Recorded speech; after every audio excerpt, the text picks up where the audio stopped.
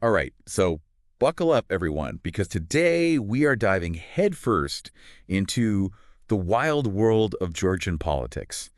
And let me tell you, folks, things are getting heated over there. Yeah. You guys sent in some seriously fascinating articles hmm about, like these crazy power struggles and allegations of like rigged elections, even threats of imprisonment. I mean, it's basically a political thriller in real time, right? Absolutely. It's pretty intense stuff. So you ready to like unpack all of this and see what's really going on? Yeah, let's do it. Okay, so first things first, the Georgian Dream Party. Right. These guys have been running the show for like over a decade now, and they just snagged another win in the parliamentary elections. hmm But hold on a sec, because the articles you all sent in, they're raising some major red flags about whether this win was actually legit. Yeah, there are definitely some concerns there. So, like, what's the deal? What are people saying? Well, like, you have international observers who've been keeping a close eye on things, and they've documented a whole bunch of irregularities, Wow. Like, we're talking about things like ballot stuffing, intimidation at the polling stations, that kind of stuff. Oh, wow. So, yeah, it's pretty serious. And, of course, the opposition parties, they're crying foul. I bet. They're saying it was a total sham, a stolen election, and they're straight up refusing to accept the results. Wow, so things are already super tense, right? Yeah. And then into this already crazy situation walks Prime Minister Kobakhidze. Right. And he just drops this bombshell. He's publicly putting the squeeze on President Zourabichvili to resign, like right after her term ends. Uh-huh. But get this, he's not just asking nicely. He's like threatening her with prison if she doesn't step down. Yeah. What is he thinking? Yeah. That's a pretty bold move. So what's his game plan here? What's the strategy behind this? Well, I think it's pretty obvious, right? What do you mean? It's a blatant power grab by the Georgian Dream Party. Oh. They're trying to, like, consolidate their control.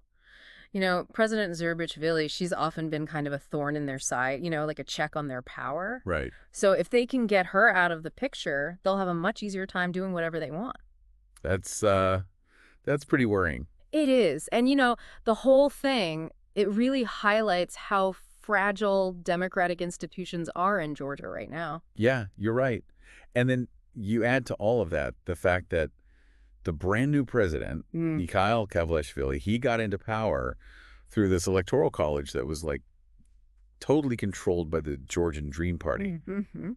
So he wasn't even directly elected by the people, right? That's correct. Yeah. And to make things even more interesting, you sent some sources that talk about his history of making these anti-Western statements. Yeah. He's even, like, called for closer ties with Russia. What's up with that? Yeah, his stance on the West is definitely raising some eyebrows. No kidding. He's come out and criticized NATO expansion. Yeah, and spoken pretty favorably about Russia's role in the region.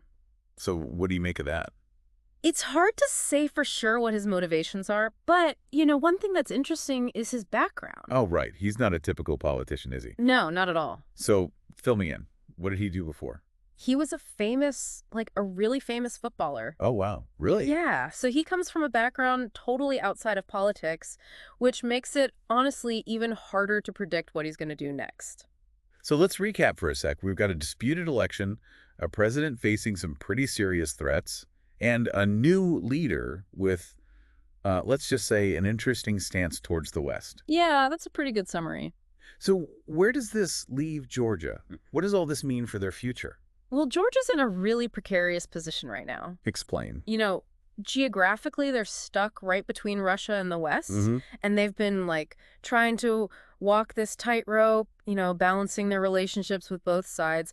But all this turmoil, it could easily push them closer to Russia's sphere of influence, which, would have huge consequences for the whole region. This is complex stuff, and I gotta say there are no easy answers here. But from all of this, what do you think is the most important thing for people to understand? I'd say the biggest takeaway is that democratic norms are being eroded in Georgia. Okay, I see what you mean. You've got these accusations of election fraud, the pressure on the president, and then this new leader with, a kind of unclear agenda. It's a worrying trend. Definitely something we need to keep an eye on. Absolutely. So what do you think the next few months hold for Georgia? Any guesses? It's Hard to say for sure, but I think a lot hinges on how the opposition responds to all these challenges. Okay. Will they be able to rally people and really challenge the Georgian Dream Party's grip on power?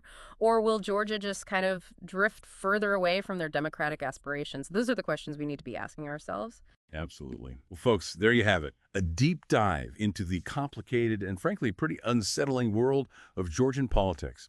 Make sure to keep an eye on this story because things are changing fast and it's far from over. And who knows, maybe this deep dive will inspire you to learn more about the forces at play in this fascinating and strategically important corner of the world. Thanks for joining us.